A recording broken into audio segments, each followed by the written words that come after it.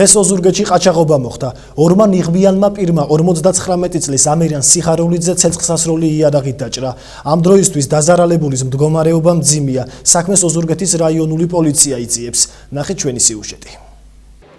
დილის 9 საათზე სამსახურში მიმავალ 59 წლის ამირან სიხარულიძეს ნიღბიანი მძარცველები თავს დაესხნენ და ფილტვის არეში დაჭრეს.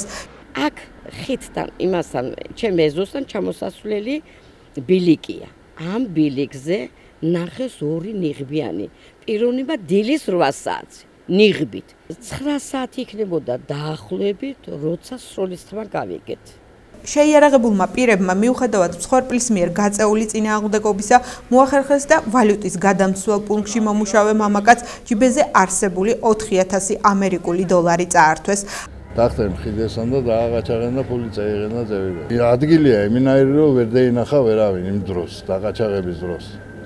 ხო და მერე ხალხმა დაინახა, ყვიროდა მიშველეთა და ამირან სიხარულიძეს შემთხვევის ადგილიდან სასწრაფო სამედიცინო სამსახურის ბრიგადამ ოზურგეთის მედალფას კლინიკაში მძიმე მდგომარეობაში გადაიყვანა. დაჭრილს სასწრაფო ქირურგიული ოპერაცია ჩაუტარდა.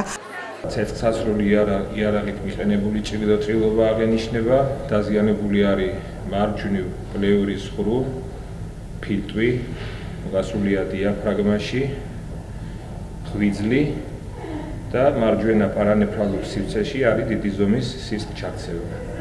ამჟამად ოპერაცია თავდება. მდგომარეობა არის მძიმე.